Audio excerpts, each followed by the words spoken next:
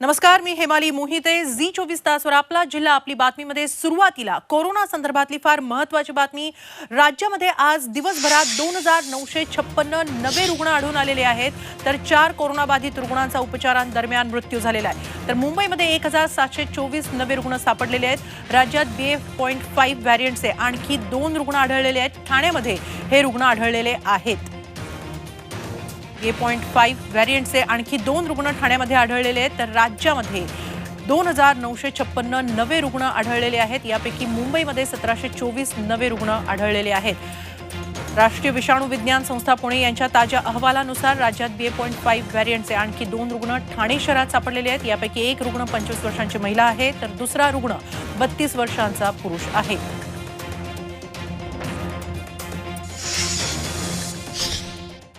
यानंतर वळूया पुढच्या महत्त्वाच्या बातमीकडे.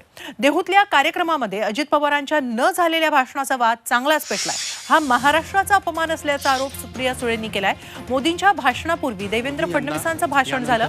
निवेदकानं पंतप्रधानांचं नाव पुकारताच मोदींनीही अजितदादांकडे इशारा केला, मात्र दादांचं भाषण झालंच नाही. महाविकास आघाडीतल्या अन्य पक्षांनीही या प्रकाराचा निषेध केलाय. पंतप्रधानांच्या कार्यालयातून आलेल्या प्रोटोकॉल प्लॅनमध्ये अजित पवारांचं नाव नसल्याची माहिती असून देहू संस्थानचे अध्यक्ष नितीन महाराज मोरे यांनीही आपल्याला कोणतीही कल्पना नसल्याचं म्हटलंय.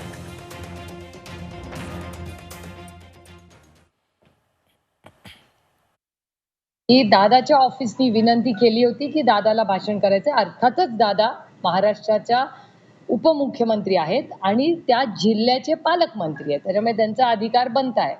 प्राईम मिनिस्टरच्या ऑफिसमधून जेव्हा रिटर्न आलं तेव्हा दादाच्या भाषणाला ओके आला नाही. हे अतिशय गंभीर आहे आणि मला स्वतःला वेदना देणार आहे, कारण महाराष्ट्राच्या उपमुख्यमंत्र्याचा आणि आमच्या पालकमंत्र्याचा आणि आमच्या नेत्याचा इन दॅट ऑर्डर गेले की दादा आमचा नेता आहेच, पण पहिला महाराष्ट्राचा उपमुख्यमंत्री आहे, त्याच्यानंतर पुण्याचा पालकमंत्री आहे आणि नंतर आमचा नेता आहे. या तिन्ही in that order of protocol मला असं वाटतं हे अतिशय म्हणजे धक्कादायक आहे, दुर्दैवी आहे, अयोग्य आहे आणि मला विचारायचा महाराष्ट्राचा अपमान. वारकऱ्यांच्या आणि अन्य संस्थेनी माननीय पंतप्रधान आणि अन्य प्रमुख नेत्यांना त्या ठिकाणी बोलावलं होतं आणि त्यामुळे नियोजनामधल्या विषयावर मी भाष्य करणं हे काही सोयीचं नाही. पण अजितदादांचं भाषण झालं असतं तर चांगलंच झालं असतं. तुकाराम महाराजांच्या बद्दलचा एक सोहळा, त्या सोहळ्यामध्ये मात्र कोणी मिठाचा खडा राजकीय टाकण्याची गरज नाही असे मला त्या ठिकाणी वाटतं. कार्यक्रमात बोलू दिलं नसलं तरी तत्पूर्वी देहूच्या दौऱ्यावर आलेल्या पंतप्रधान नरेंद्र मोदींनी उपमुख्यमंत्री अजित पवार यांच्या खांद्यावर हात काय ठेवला आणि एकच चर्चेला उधाण आलं. मोदी पुण्याच्या लोहगाव विमानतळावर पोहोचले तेव्हा अजित पवारांनी त्यांचं स्वागत केलं. यावेळी मोदींनी पवारांच्या खांद्यावर हात ठेवल्याचा फोटो सोशल मीडियावर चांगलाच व्हायरल झाला. या निमित्तानं अजित पवारांच्या सकाळच्या शपथविधीची आणि भाजप मैत्रीची आठवण अनेकांना झाली. राजभवनावर देवेंद्र फडणवीस आणि राज्यपाल कोश्यारी वाट पाहतायत. इथपासून ते पहाटे उठण्याची सवय सोडू नकोस, अजून मुख्यमंत्री घरातच असतील ना, अशा कमेंट्स केल्या जात आहेत. कोपरापासून हात जोडतो पण मास्क घाला राव, अशा टोप्या देखील उडवल्या जात आहेत.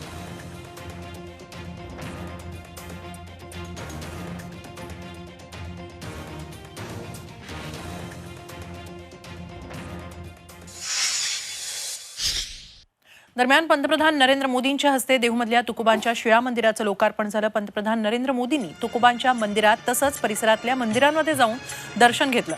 वारकऱ्यांनी मोदींना वारकरी पगडी देऊन देहूनगरीत स्वागत केलं. तसंच माऊलींची मूर्ती आणि चिपळ्या देखील मोदींना भेट देण्यात आल्या.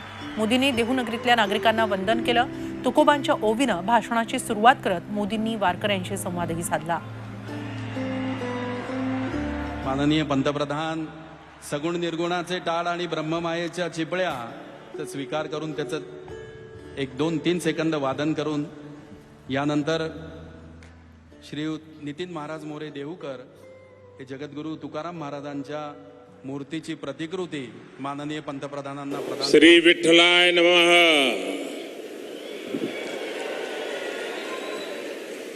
नमो सद्गुरु तुक्या ज्ञानदीपा. नमो सद्गुरु सच्चिदानंद रूपा. नमो सद्गुरु भक्त कल्याण मूर्ती, नमो सद्गुरु भास्करा पूर्ण कीर्ती। मस्तक है पायावरी या वारकरी संताच्या। देहूतल्या या कार्यक्रमानंतर राजभवनातील जलभूषण इमारतीचं तसंच क्रांतिगाथा गॅलरीचं लोकार्पण आज पंतप्रधान नरेंद्र मोदी यांच्या हस्ते पार पडलं। या निमित्तानं बऱ्याच दिवसांनी पंतप्रधान मोदी आणि मुख्यमंत्री उद्धव ठाकरे एकाच व्यासपीठावर एकत्र दिसले। राजभवनातील ज्या बंकरमध्ये क्रांतिकारकांचा जीव घेण्यासाठीचं साहित्य इंग्रजांनी जमा केलं होतं त्याच बंकरमध्ये आज क्रांतिकारकांचं स्मारक झालंय अशा शब्दात मोदींनी क्रांतिकारकांचं कौतुक केलं। तर जलभूषण निवासस्थान एक्सचेंज करायचं का अशी मिश्किल टिप्पणी उद्धव ठाकरेंनी यावेळी राज्यपालांना उद्देशून केली।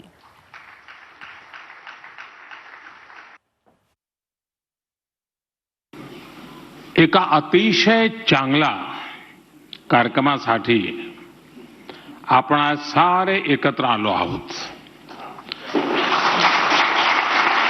स्वातंत्र्य समरातील वीरांना समर्पित क्रांतिगाथा ही वास्तू समर्पित करताना मला अतिशय आनंद होतो आहे।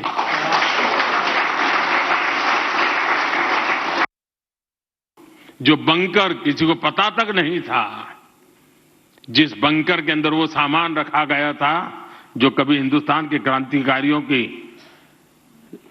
जान लेने के लिए काम आने वाला था, उसी बंकर में आज मेरे क्रांतिकारियों का नाम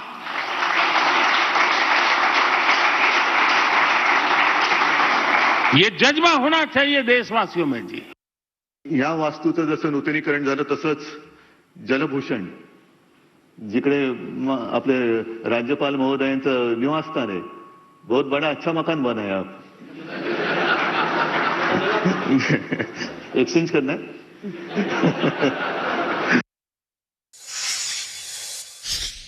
आणि आता एक महत्त्वाची राजकीय बातमी। राष्ट्रपती पदाच्या उमेदवारीबाबत चर्चा करण्यासाठी पश्चिम बंगालच्या मुख्यमंत्री ममता बॅनर्जी यांनी राष्ट्रवादी काँग्रेसचे अध्यक्ष शरद पवार यांची भेट घेतली।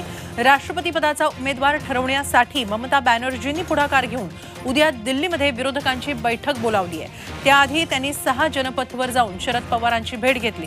शरद पवारांनी राष्ट्रपती पदाचा उमेदवार व्हावं यासाठी प्रयत्न सुरू असल्याचं समजतंय।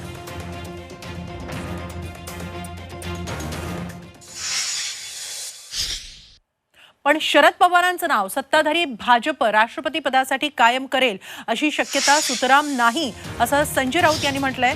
सत्ताधाऱ्यांकडे मनाचा मोठेपणा नाही असं राऊत म्हणाले।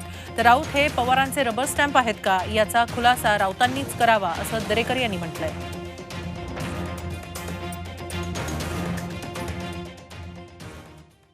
एवढा मनाचा मोठेपणा या लोकांकडे असेल की या देशाच्या राजकारणात संसदीय राजकारणामध्ये 50 वर्षापेक्षा जास्त काळ अजिंक्य राहिलेले अनुभवी कृषी क्षेत्रापासून सामाजिक राजकारण शिक्षण ज्ञान विज्ञान अशा क्षेत्रात उत्तुंग कामगिरी केलेले शरद पवारांसारख्या नेत्याला भारतीय जनता पक्षाकडून पुढे केलं जाईल याची मला सुतराम शक्यता वाटत नाही। मी म्हणतो ना की त्यांना रबर स्टॅम्प हवा आहे आणि आम्ही राष्ट्रपती पदावर चर्चा करतो आहोत।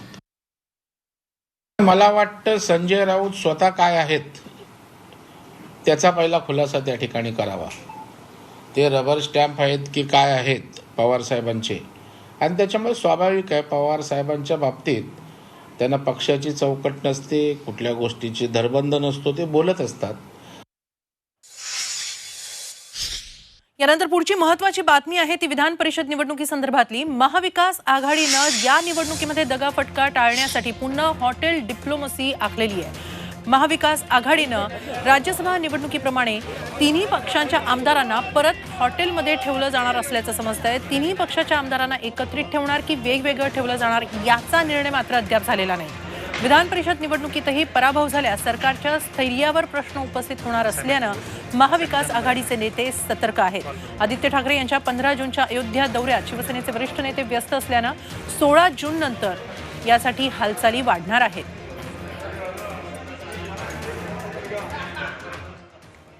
हॉटेल बदलून जर निवडणुका जिंकता येत असेल तर मला वाटतं त्यांनी हॉटेल बदलावं। तुमची विचारधारा बदलली, ती मूळ विचारधारा पहिली बदला, मूळ जागेवर या आणि महाराष्ट्रातील आमदारांना जे समाधान आपण देऊ शकत नाही, जे पर्यायानं जनतेचे प्रतिनिधित्व 3-3 लाख लोकांचं करतात, महाराष्ट्राचं करतात, मला वाटतं त्या मतदारसंघांमध्ये चांगला बदल करा. आमदार बदल करून, कपडे बदल करून, तुमचे त्या ठिकाणची वक्तव्य बदलून या ठिकाणी काही होत नसतं.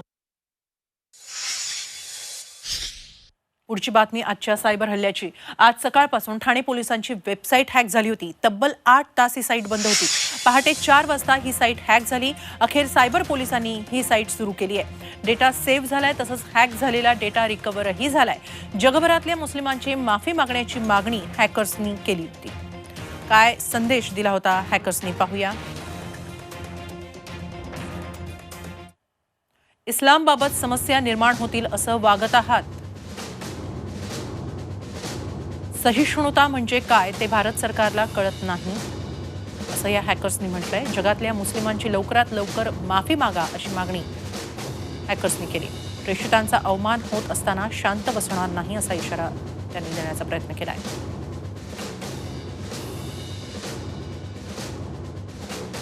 दरम्यान या संदेशानंतर किंवा हॅकर्सनी हा प्रकार केल्यानंतर गृहमंत्र्यांनी नेमकं काय म्हटलंय ते पाहूया. अनेक ठिकाणी वेबसाईट हॅक करण्यात आलेली आहे, ही वस्तुस्थिती आहे. आमचे सायबरचे प्रमुख AD मधुकर पांडे हे देखील माध्यमांच्या समोर थोड्या वेळामध्ये बोलणार आहेत आणि त्याच्या संदर्भातले हे सगळे डिटेल्स ते माध्यमांना देतील. राज्य सरकारच्या वतीनं या सर्व गोष्टीचा आढावा घेण्यात आलेला आहे आणि त्याला प्रिव्हेंटिव्ह काय उपाययोजना करायच्या त्याच्या संदर्भामध्ये सुद्धा सर्व यंत्रणा कार्यरत आहे. पुढची बातमी आहे ती सलमान खानला आलेल्या धमकीबाबत. बिश्नोई गँगकडून सलमान खानला धमकीचं पत्र देण्यामागे खंडणी वसुलीचा कट होता अशी माहिती राज्य गृह मंत्रालयाच्या सूत्रांनी दिली आहे. यावरूनच आता बॉलिवूडमध्ये दहशत माजवण्यासाठी बिश्नोई गँगचा प्रयत्न असल्याचं समोर आलंय. बिश्नोई गँग सलमानला धमकावून खंडणी वसूल करण्याच्या तयारीत होती. धमक्या देऊन बिश्नोईचा खान पिता पुत्रांच्या मनात दहशत निर्माण करण्याचा प्रयत्न होता अशी माहिती सूत्रांनी दिली आहे. इन्वेस्टिगेशन कहाँ तक आगे बढ़ा है? संतोष यादव भी पकड़ा गया है. नहीं, अभी संतोष यादव को भी पकड़ा है, बाकी भी लोगों को पकड़ा है. तो सलमान खान के केस में जो चिट्ठी मिली थी उसका कोई ज़्यादा एक दूसरे से संबंध तो नहीं दिख रहा है, लेकिन पुलिस इसकी जांच कर रही है. पुढची महत्वाची बातमी गुपचूपपणे झालेल्या वीज दरवाढीची. महावितरणनं ही दरवाढ गुपचूपपणे केली आहे. यासाठी इंधन समायोजन शुल्काचा आसरा घेतलाय. वीज प्रति युनिट 5 पैसे ते 25 पैशांपर्यंत महाग झाली आहे. महाराष्ट्र राज्य विद्युत नियामक आयोगानं 30 मार्च 2020ला दिलेल्या आपल्या आदेशात हे शुल्क 0 केलं होतं. कोळसा संकटामुळे राज्यात भीषण विजेचं संकट निर्माण झालं होतं. लोड शेडिंग टाळण्यासाठी महागड्या दरावर वीज खरेदी करावी लागली. त्यामुळे अतिरिक्त खर्चाची भरपाई करण्यासाठी FSC वसूल करण्याची विनंती करण्यात आली होती. आयोगानं महावितरणला 3 महिन्यांपर्यंत वसुली करण्यास मंजुरी दिली आहे. या अंतर्गत श्रेणीनिहाय 5 ते 25 पैशांपर्यंत इंधन समायोजन शुल्क वसूल करणं सुरू झालंय. विशेष म्हणजे महावितरणनं नागरिकांना कुठलीही माहिती दिलेली नाही.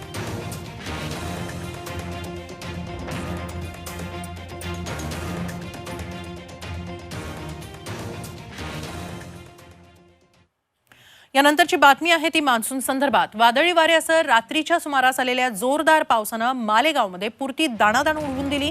सुमारे अर्धा ते पाऊण तास धुवाधार पावसामुळे मालेगावच्या आझाद नगर भागासह अनेक रस्त्यांवर पाणी साचलं होतं. पूर्व भागातील काही झोपडपट्ट्यांमध्ये नागरिकांच्या घरातही पाणी शिरलं. त्यामुळे नागरिकांचे मोठे हाल झाले. त्यामुळे पहिल्याच पावसात महापालिकेच्या नालेसफाईचं पितळ उघडं पडलंय. सोसाट्याच्या वाऱ्यामुळे कॅम्प आणि रावळगाव नाका परिसरात झाडंही उन्मळून पडल्यानं विजांच्या तारा तुटल्या. अनेक भागातील वीज पुरवठा त्यामुळे खंडित झाला. युद्ध पातळीवर काम सुरू होतं. रात्रीच्या अंधारात काम करताना अडचणी येत होत्या.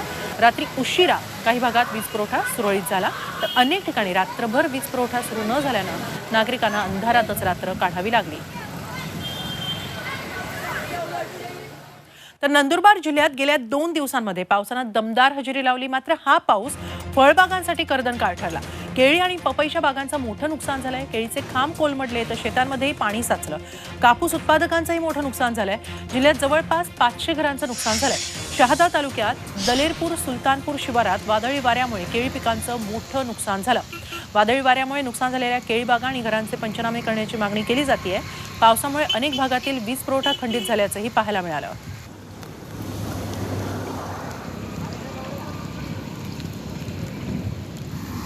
तर पुणे जिल्ह्याच्या शिरूर, आंबेगाव, जुन्नर तालुक्यात 4-5 दिवसांपासून दमदार पाऊस सुरू आहे. वादळी वाऱ्याच्या पावसामुळे पिंपरखेडमध्ये केळीचं नुकसान झालं. काढणीला आलेली केळी जमीनदोस्त झाली.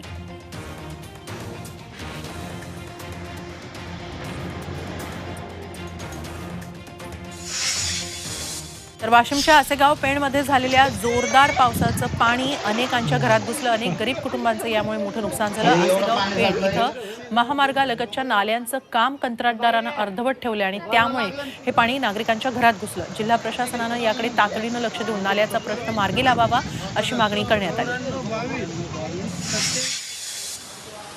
अमरावती शहरातही मुसळधार पावसानं हजेरी लावली. अर्ध्या तासाहून अधिक वेळ पडलेल्या पावसानं वातावरणात गारवा निर्माण केला. त्यामुळे नागरिकांना उकाड्यापासून दिलासा मिळाला. पश्चिम विदर्भात 32% जलसाठा शिल्लक असल्यानं अजूनही दमदार पावसाची प्रतीक्षा आहे. या पावसामुळे शेतीच्या कामांना वेग येणार आहे. पुढच्या बातम्यांकडे. देशातल्या युवकांना लष्करी सेवेत रुजू होण्याची सुवर्ण संधी प्राप्त झाली आहे. केंद्र सरकारनं लष्करी सेवेची अग्निपथ भरती योजना जाहीर केली आहे. काय आहेत या योजनेची वैशिष्ट्य? युवकांना कशी मिळेल संधी? पाहूया हा रिपोर्ट. देशातील युवकांसाठी आव्हानांचा अग्निपथ. लष्करात 4 वर्षांच्या सेवेची संधी.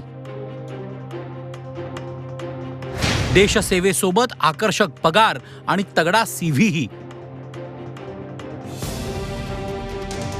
आर्मी, नेव्ही, एअरफोर्समध्ये दाखल होऊन देशाची सेवा बजावण्याची इच्छा तर बहुतेकांची असते, पण त्यासाठीची निवड प्रक्रिया अतिशय क्लिष्ट. त्यामुळे प्रयत्न करूनही अनेकांची ही संधी हुकते. मात्र आता भारतीय लष्करात दाखल होण्याची, 4 वर्ष सेवा बजावण्याची आणि आपला करिअर ग्राफही उंचावण्याची संधी युवकांना मिळणार आहे. विशेष म्हणजे नौदलातर्फे अग्निवीर म्हणून तरुणांसोबत तरुणींचीही भरती करण्याचं ठरवलंय. अग्निपथ योजना में भारतीय नौजवानों को बतौर अग्निवीर आर्म्ड फोर्सेस में सेवा का अवसर प्रदान किया जाएगा और यह योजना देश की सुरक्षा को मजबूत करने व हमारे युवाओं को मिलिट्री सर्विस का अवसर देने के लिए लाई गई है. त्यासाठी लष्कराने खास अग्निपथ योजना आखली आहे. या योजनेअंतर्गत तरुणांची 4 वर्षांसाठी लष्करात भरती होईल. 17.5 वर्ष ते 21 वर्ष या वयोगटातील हे तरुण असतील. 10 आठवडे ते 6 महिन्यांचं लष्करी प्रशिक्षण त्यांना दिलं जाईल. 10वी-12वीचे विद्यार्थी अग्निवीर भरती योजनेसाठी अर्ज करू शकतात. 90 दिवसात अग्निवीरांची भरती होईल. देशातील परीक्षा मेरिटच्या आधारावर भरती होईल. या सेवा काळात युवकांना आकर्षक वेतन मिळेल. सेवा काळात शहीद झाल्यास कुटुंबाला 1 कोटी रुपये व्याजासह मिळतील. तर अग्निवीर सेवा काळात अपंग झाल्यास 44 लाखांचा निधी त्याला दिला जाईल. यापैकी काही जणांना सेवेत कायम ठेवलं जाईल, तर उरलेल्यांना 4 वर्षांनंतर सेवा निधी पॅकेज आणि उज्ज्वल भविष्याची संधीही दिली जाईल. We need to understand that the basic aim of recruiting Agniveers on an all India, all class basis is to widen the recruitment base and provide equal opportunity to youth of the country, across the country, to serve the nation. नौसेना की Agniveer scheme में महिलाएं भी शामिल होंगी. मेरा मानना है कि अग्निपथ एक विजनरी मूव है जो कि हमारी नौसेना का मल्टीपल डायमेंशंस में बदलाव करेगा. A short tenure in the Air Force will facilitate military training and inculcate amongst them qualities of leadership, patriotism, determination, discipline, maturity, courage, camaraderie, orderliness, and a sense of time management. Army, navy, air force या specialised सेवा आहेत. ही केवळ नोकरी नाही, तर इथे तुम्ही देशाची सेवा करत असता. त्यासाठी प्रसंगी प्राणांची बाजीही लावावी लागते. त्यामुळे निवड प्रक्रिया काटेकोर असते. नवी अग्निपथ योजना राबवताना या काटेकोर निवड प्रक्रियेशी तडजोड होऊ नये अशी अपेक्षा आहे.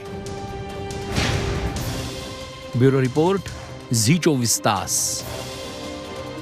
बातमी आषाढी वारी संदर्भातली. निवृत्तीनाथ महाराजांची पालखी नाशिकच्या सातपूरमधून निघाली आहे. या पालखीचं स्वागत नाशिकच्या पंचायत समितीच्या वतीनं करण्यात येत आहे. कोरोनाचा प्रादुर्भाव कमी झाल्यानंतर पहिल्यांदाच एवढ्या मोठ्या संख्येमध्ये वारकरी पायी निघतायत. काल सकाळी संतश्रेष्ठ निवृत्तीनाथ महाराज यांची पालखी त्र्यंबकेश्वरमधून निघाली.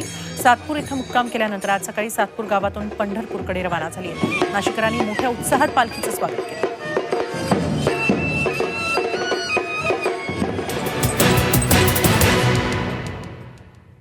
छत्रपतींचा विचार म्हणजे